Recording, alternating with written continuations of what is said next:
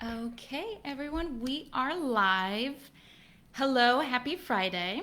Jessica here, and I am today answering the questions that you posted in the group throughout the week.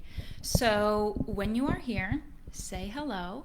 It has been a long time since I've gone live, so I'm really excited to get back on the live train because I've missed going live in this group and chatting with you guys. It's been just an interesting year, so I'm excited to talk and share more about that. Also, before I get started, I do want to mention lives like these talks and stuff, they are recorded. I gotta make sure my microphone's on. They are recorded and you can watch the replays in the group. And there are two areas. So with the videos, after they are posted in the group, I'll mark them as an announcement. So that way they're just easy to find. They're at the top when you come into the group. And also in the Facebook group, there's an area that's called media. So if you push the media area, you will see there's an area for the videos. So that is where the replays are located. And yes, I do the lives. I also have them so you can watch the replays. That's not to say that they will be there forever. I do know that there were some lives from last year that I've taken down, just a few of them. So I do want to encourage you to still watch the videos and watch these lives when you get a chance. But I do want to just to let you know, give you that reminder that yes, the videos that are live, they're recorded. I want you to be able to watch them. So I have the replays live in the group marked as an announcement and also in the media area. At the top of the group, you'll see videos, so you could catch them there as well. So let me pull up the questions. These were phenomenal questions. I will try to keep this chat at about 30 minutes. That is my goal, so I don't go off on a million tangents. And it actually gave me, some of these gave me some ideas for lives for next week too, so this will be good. I see that there's someone here live, so say hello when you're here. Okay, rolling right along. Why is that showing up there? Okay, question one. At art shows, is it better to have lots of small things or larger pieces? Simple answer, a mix. Have a little bit of both. And the reason I say that is that way you can call in really all different kinds of clients. I know with art fairs, you never really know what people are looking for. Sometimes you'll print off like prints of this image and they'll sell out, and then you're like, oh, that was a popular one, and then the next art fair you don't sell any of those. I mean, it's such a hit or miss with what people are looking for, but the goal is to really have all different price points. And yes, I will always recommend to the small price points as well, because that's a really great way to get people into your world, and it really makes it easy for them to say yes to you. Really, when it comes to selling, having people buy from you the first time is the hardest. I mean, that is like the hardest thing to do, is to get that first buy from somebody. And so allowing things at different price points, especially the low ones, that makes it just an easy yes. You know, they are there, they want to support local artists. But yes, do be sure to bring larger artwork too, because with art fairs, a lot of times people are there specifically to buy pieces of art for their home and support local artists at the same time. So simple answer for that, definitely when you are at art fairs, to have a mix of price points. That way you can also showcase your artwork. Even if no one's buying the larger pieces, they're still seeing your creativity. They're still seeing your work and what you're capable of and what you create, and they get a feel for your style. So a little mix of everything. This wasn't in the question, but I do want to say as well, for art fairs and preparing for art fairs, they can be very overwhelming. And a lot of times you're going to want to bring everything and prep everything, and you want to leave like no stone unturned. But just a reminder that for art fairs, you don't have to bring everything. You don't have to have everything prepped, and I feel like I'm just talking maybe to myself from a few years ago, because art fairs are exhausting on many different realms. And so whatever you can do to keep it as simple for you as possible, so when you're at the art fair, you have that energy, you're not exhausted, and you don't you're just not overwhelming yourself with all of the things you could have done or should have packed or should have brought and all of that. So keep it simple, keep your energy high. The next question, of course, I like this one too. I hear you talk a lot about knowing your numbers. Where does one start who hates numbers and is not a numbers person or spreadsheet savvy on tracking said numbers? My husband set me up an Excel spreadsheet, and I do keep track of at least the basics. I just don't know what all numbers I'm supposed to be tracking and how to make goals out of growing those numbers. I will keep this answer very simple. I feel like this question can be a course in and of itself. So I'm at least going to do just some straightforward answers so that you can walk away having a good idea on this. So you said that your husband has set you up with an Excel sheet, so you're already tracking the basics. Obviously, without seeing said spreadsheet or numbers, I don't really know how you have it set up, so I'm just going to roll with a couple of things here. So basically, one thing is to have it set up month by month. So make sure that you can see your numbers, and I'll go through said numbers. That way you could see your numbers on a monthly basis. Obviously, annually, for the year, you want to see your grand total and how much everything brought in as an income and how much you spent. But being able to break it out month by month is where you should start. That way and you will see trends over the years. I know that I have my financials from 2017. I know what big months are, and I know what smaller months are. And over time, you'll be able to track and kind of see those ebbs and flows. And so that's the first thing. Month by month, that way you can see what months are slower and what months are good and how you can adjust accordingly. So what you want to track is, of course, your income, so your sales, your expenses, so what you're paying for. And let's start there. So under the income detail, so you even mentioned here in your question, what numbers, I think. Okay, on what exactly to be tracking. Things that I would recommend, since again, just like all of our artwork is different, all of our businesses are different. And we all do different things. We all sell different things. And I'll probably say that a million times. So there's always that reminder. But just to start top line, under the income area, your original paintings. So document original paintings, document prints, products. So if you have maybe notebooks or coffee mugs or bookmarks, live painting events. So think art fairs. If you have artwork in coffee shops, and not to get into too much detail, but of course, if you're at an art fair and you sell an original, that would go under your original painting sales, but make sure there's a way to denote where you sold that from. So I know in my financials, I always can dig into my numbers and see that I sold an original, and I'll be able to track if it was from my website, if it was from an art fair, whatever that may be. The goal, so going back to what the goal of all this is, it's to see what is selling well, where it's selling well. Your numbers are so important, and I can talk about this for hours. Your numbers are just so important, and it's so important to be able to look at them and say, my originals are selling really well at this coffee shop or at this art fair or on my website. But to know what's doing really well financially, is that commissions? Maybe it's prints. Maybe you are selling so many prints. Without documenting your numbers, you will really never know what is selling well and where it's selling well. So that's kind of the overall thought I will just leave with when it comes to the income. Next, so of course, I'm going through the income statement. The top, always document your income at the top, your expenses at the bottom. You could do it however you want, but that's just counting. But for your expenses, I want you to document, for example, your supplies, paints, canvases, brushes. If you have prints that are being printed off, entry fees, payment processing fees. So if you're using, credit cards or through your website, art fair supplies, shipping supplies, document everything that you are spending money on for your business, an easel, studio space. I mean, you get the drift. I'm just going off on tangents now.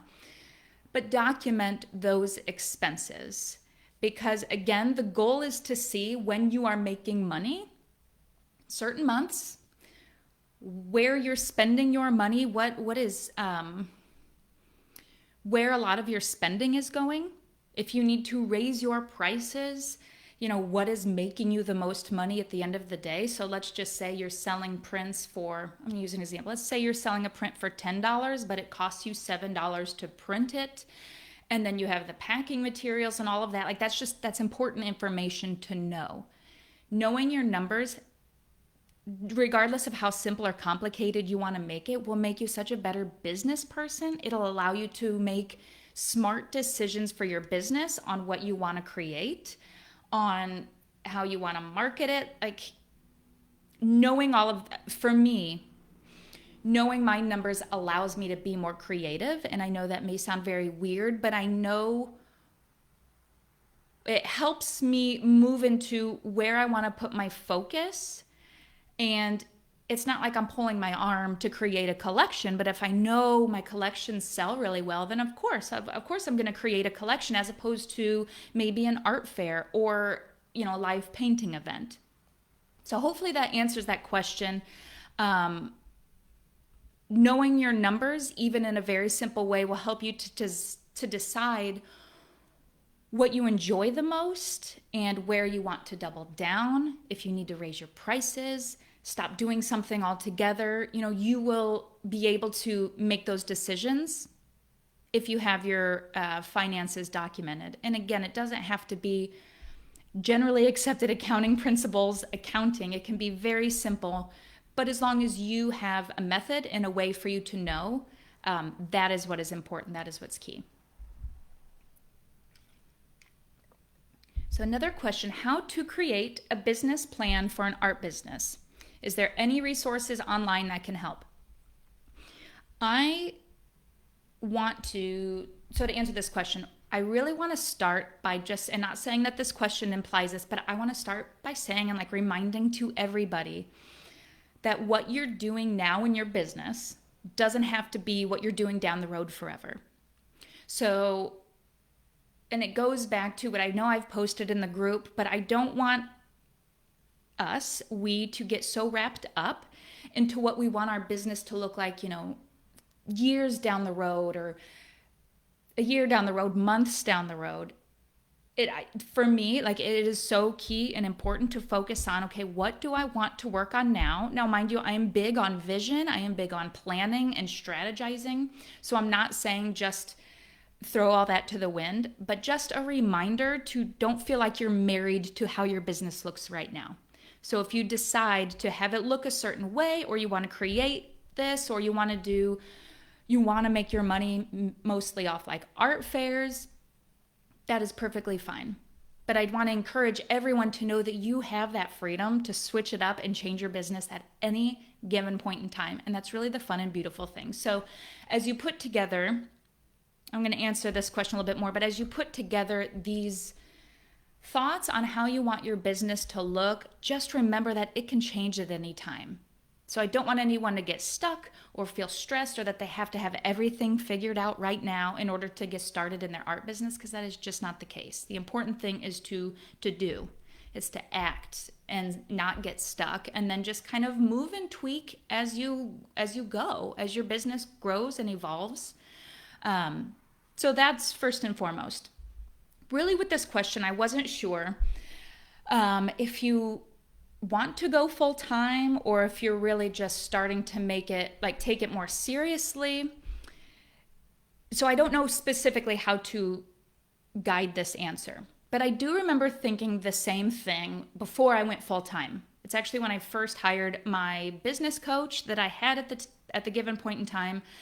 Because I remember thinking, I want to be a full-time artist, and there's probably so much that I don't know. So I really want to hit the ground running when I become full-time, and I wanted to learn, okay, how do I suddenly become a full-time artist? It's not a whole lot different than it being a side hustle, in essence. there's a lot that goes into it, of course, and I'm going to go through really three main things. But what you want, I won't even go down that area. First of all, your finances. We just talked about financials a little bit, but really when you are creating, I don't want to say a business plan because I wouldn't make it that that cut and dry, I guess. But your financials, you need to know how much money you're making. You need to know how much money you're spending. You need to know how much money you need.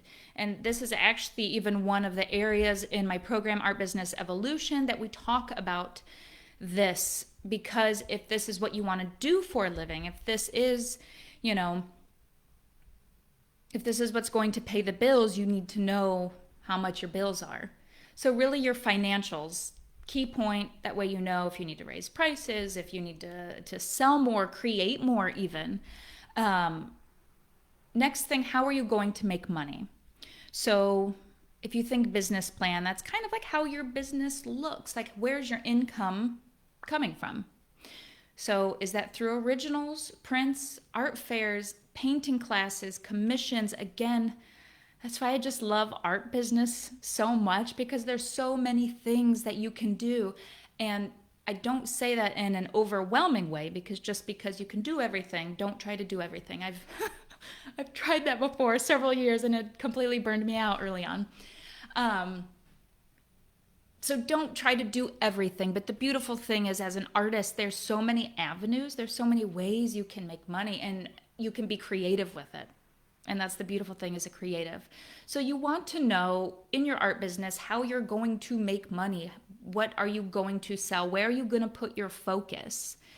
I know in a podcast interview I talked about recently, and I even did a post on Instagram where I shared my revenue streams that I have in my business, and actually over the past 4 years, and what percentage they made up of my overall income in given years. And I know that some people may say other things, but for me, from a business standpoint and from an artist business standpoint, it's really good to diversify, to have a few things that make you money. So it's not just one thing at a given point in time, but you have money coming in from different places. You are able to create different things.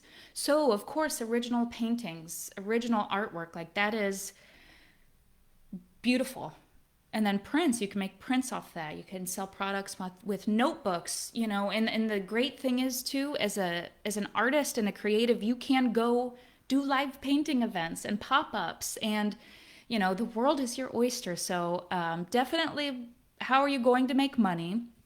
And kind of decide what feels good, what works, and review your financials as well. But of course, I like to lean into two directions. What is financially makes sense and what emotionally feels good. Because if you are trying to show up and be creative and paint something and sell something that like you're not really lit up to do, then it's not going to go well. You're not going to enjoy your business. And I am just strictly for, we create these businesses to enjoy them. So make sure you're enjoying your business. The last thing with that question is, where are you going to show up and market your business? In another question that I know is posed, I will be talking more about this as well. But you need to ask yourself, like, what platform, and I always say just pick one, maybe two, what platform are you going to commit to showing up and using and promoting your artwork on? Because as business owners, I know I keep saying that, and I know we're artists, but we are selling our artwork, which makes us a business. We are selling a product. As business owners, we don't get the luxury of just not marketing our businesses. We don't get the luxury of just sitting in our studio and expecting people to see our artwork and want to buy it. That would be awesome. But that's just not the way it works. We need to market and show up and share what we're creating and share what we're selling at the end of the day. There's just not one business out there. There's not one business that's selling something that's not marketing themselves in some way, shape, or form. So definitely find that platform to commit to on where you're going to show up and put your effort. It could be Instagram, Facebook, Pinterest, LinkedIn, YouTube, TikTok, I guess. But social media is just part of our world, and to not be part of social media, like, it's just such an easy way to market our businesses. Do not show up everywhere. Just do a good job with less is like the key phrase. Do less better. So pick one or two platforms. I hope that answers that question. The next question: what is the best way to get art prints noticed in online stores such as Etsy to attract more customers? Tell people about it. Tell people about it, market it, put focused effort behind it consistently. So don't think that just posting one time that you have prints on your Etsy site, that's it. Like, you just post once and that's it, or just talk about them one time and that's it. So for example, in a given month, if your goal is to drive traffic to that Etsy store, to your prints on Etsy, then, or, and sell X amount, whatever, but just to gain more traction and visibility, then you need to go all in on that marketing. And everything that you do, what you talk about when you show up, make it a point to point people that direction. The same goes for all aspects of your business. So this is for everybody. Always keep in mind, like, how am I going to get more eyes on this, and how can I go all in? So if you put a focused effort on anything in your business, it will happen. And I know that sounds completely wooey, but it's not. And that even goes for showing up on your social media. It may take years. It may take a long time, but just being consistent about what your goal is. So if you want more eyes on those prints on your Etsy store, then talk about it. Share it. Let people know that on more than one occasion, because not everyone's going to see a post or you talking about it in your stories or whatever any one given point in time. So you can always do a couple ideas. You can do a giveaway. You can do a promotion of some sort. Things to maybe ask yourself too, just to kind of from their side, ask yourself and maybe do some digging, where do you have those prints listed for people to find them? Like, are you making it easy for people to find them? So post that everywhere. The website, do you have it as an item on a website? Of course, you did mention Etsy, so that may be your website. Is it in your links in social media? Is it in your highlighted area? So again, if that is your goal, to get more eyes on your prints in your Etsy store, then you need to talk about that. You need to share that everywhere. Share it everywhere. Anywhere that you have the opportunity to plug it in. Even in your Facebook personal account, you can add links to things. Put it everywhere. Okay. This is a hefty question, and I think this is the one where I may go off on a little bit on some fun tangents, because I have so much to say about this. And actually, I feel like next week I'll even be talking more about this. The question is all the time you put into social media, so Facebook, Instagram, worth it?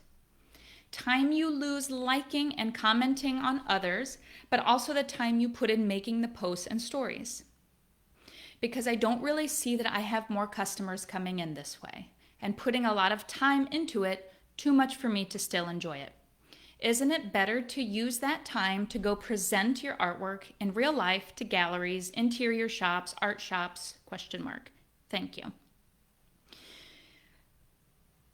I have so much good information to share about this. I'm really excited. So the first thing that I just want to address and say is that no, I do not think that it's better to use that time to present your artwork physically in real life to galleries, interior shops, and art shops. No, absolutely not. I think that your time, your physical time to go there, to put together a portfolio, to schedule a time to physically meet with the galleries for their time to actually physically stop and meet with you and talk with you and share your portfolio, I don't feel like that is a good use of your time and their time. And I also feel like you have the opportunity, you have a greater opportunity of getting those opportunities by not doing that. So to just start by answering that question, no, I do not feel like the time and effort to physically go into these galleries to kind of pitch yourself and provide your portfolio is worth your time and energy or their time and energy. And the reason I say that is just the world we live in is social media. And the beautiful thing, I'm actually going to dive into this because it's a great question. And I know that there are so many people that are going to watch this replay that really connect with this feeling. And I know 100% on many occasions I've felt this way about social media, that it is, I get it. I remember spending so much time, like every day I would wake up and think, okay, what image am I going to post? Oh, I don't have an image of my artwork on my phone, so let me hurry up and create something real quick, or maybe get a video of me painting. Let me think of a caption. Let me put together these hashtags. And then I would spend all that time and energy, put it out into the world, and there was crickets. And I'm like, why am I doing this? And social media has burned me out on several occasions, so I'm not even going to pretend like, I never experienced what you're going through. So I completely get it, and I'm sure that there are others that feel this very deeply when it comes to social media, and is it worth it? And it's emotionally draining, time draining. So there's a couple things I want to say that you can walk away with. So first of all, I'm going to go over my notes just to make sure I say what I want to say.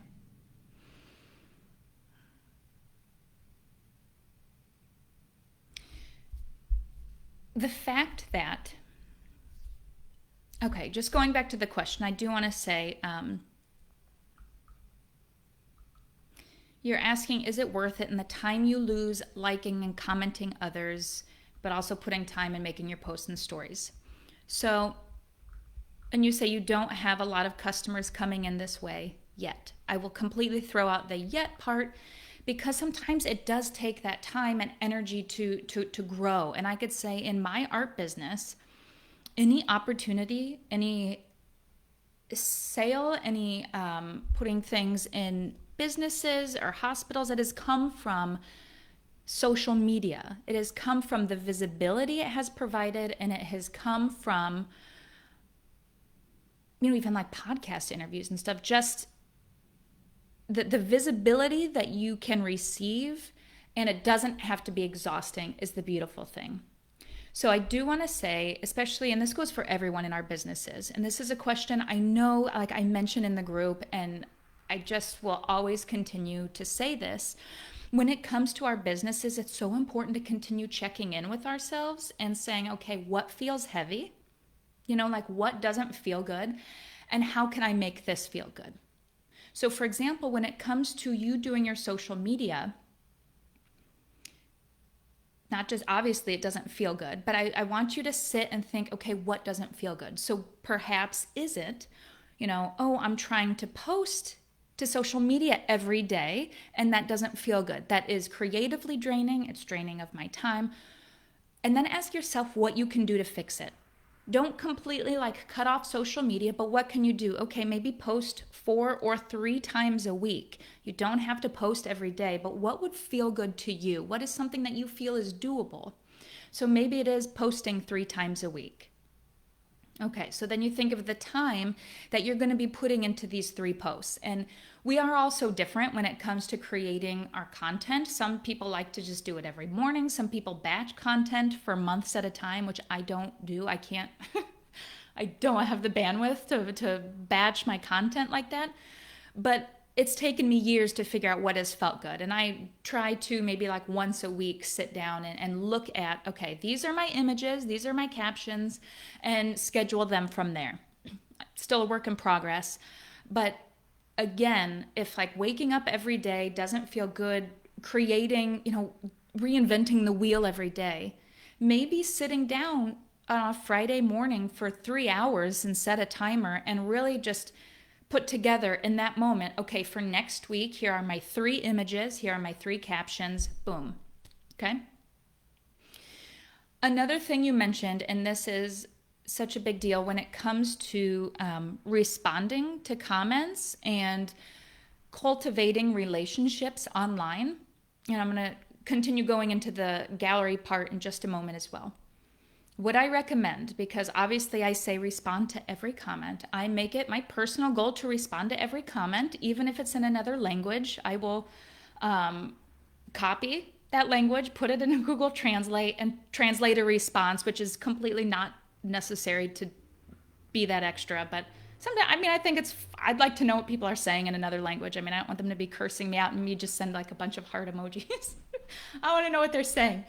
So, yes, respond to every comment, but I want to encourage you and all of you to recognize that social media is a tool to help you. So if you're responding to your comments, what I have started doing is something along the lines of twice a day. I have an alarm set, like in the morning. Generally, it's like right after I know a post is posting, like I will hop on, but set a timer in the morning, in the afternoon, just twice a day, maybe for 15 minutes each time, and spend that selected, scheduled time to respond to comments, to cultivate relationships with galleries or art friends, and spend that time in that compartment to do your marketing, to respond to your fans, to do all of that. So that way it's concentrated. Turn your notifications off also. I don't know if anyone has their notifications on.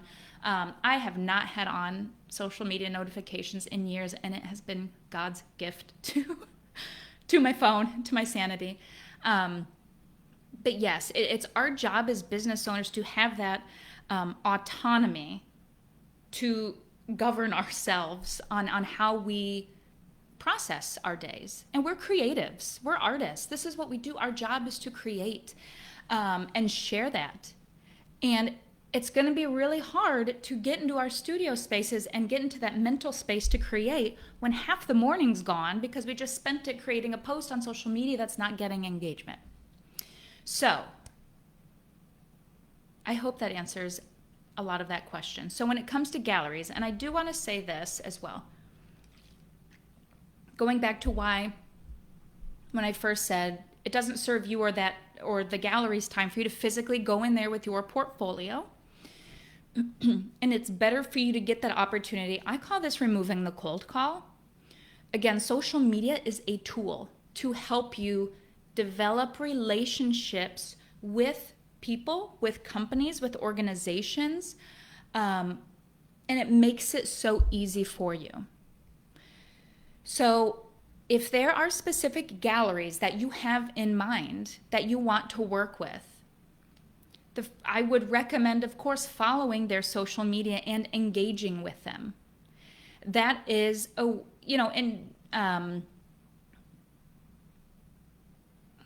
they're throughout the word authentically doing that. Obviously, if they're a gallery you want to work with and you enjoy, of course you're going to follow them. You're going to want to see what they're doing, what artwork they're showing. You're going to want to engage with them.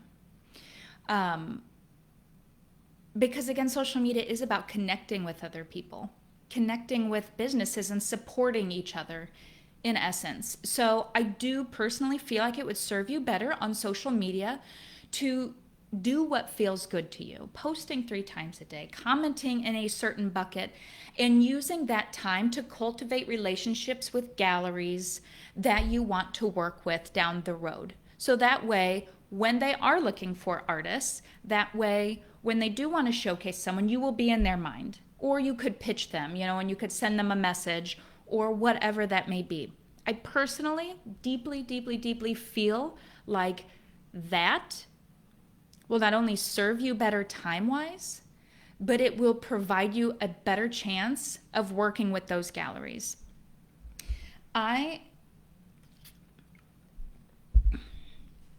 I'm not just saying that for the sake of saying that. Like, I myself have done that, worked with galleries, because I have found them on social media. I'm like, I want to work with you, but let me kind of follow you for a little bit and respond and comment, because I don't know, like, you look cool, but I don't know if this will be a good fit. So let me just kind of stay on your radar. But my studio mate, that is what he does. He works a lot with galleries, and he has even said that he uses his social media, and he's not on it all the time, and he's not exhausted by it. He does what he needs to do. He creates the artwork, posts it, comments, creates those relationships, but he doesn't make it exhausting. And that is how he creates those relationships with galleries and works with galleries. He finds them in Miami or Palm Springs, wherever, that have that visual aesthetic, follows them on social media, and creates those relationships.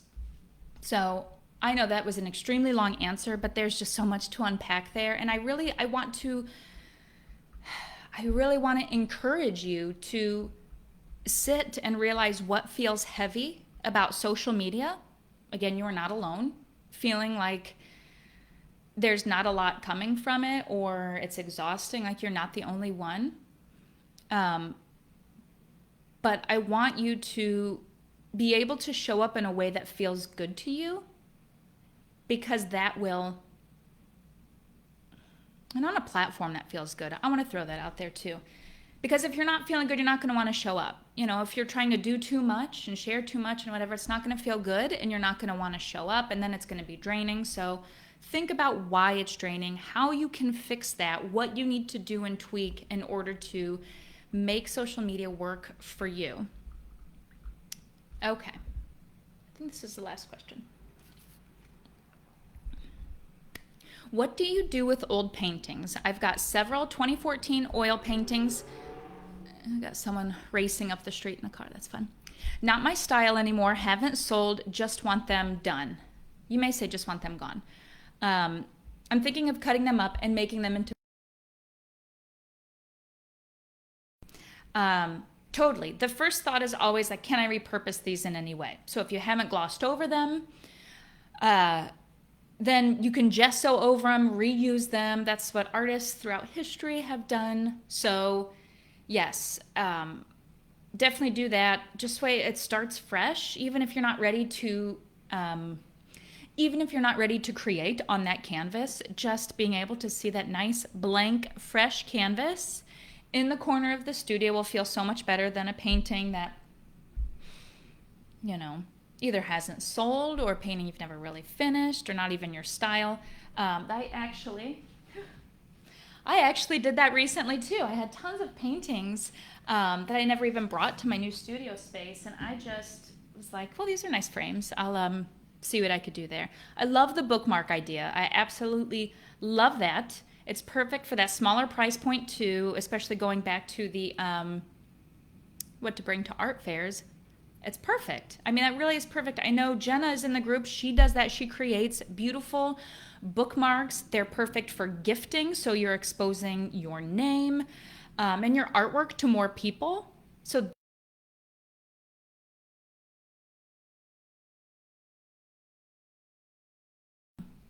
let me see if there's anything else. I think that answers all the questions. Okay, cool. Happy Friday. I hope everyone enjoys their weekend. I did mention already about where to catch the replays. Again, they're going to be in the announcement area. They are going to be in the media area in the group. I don't really delete them.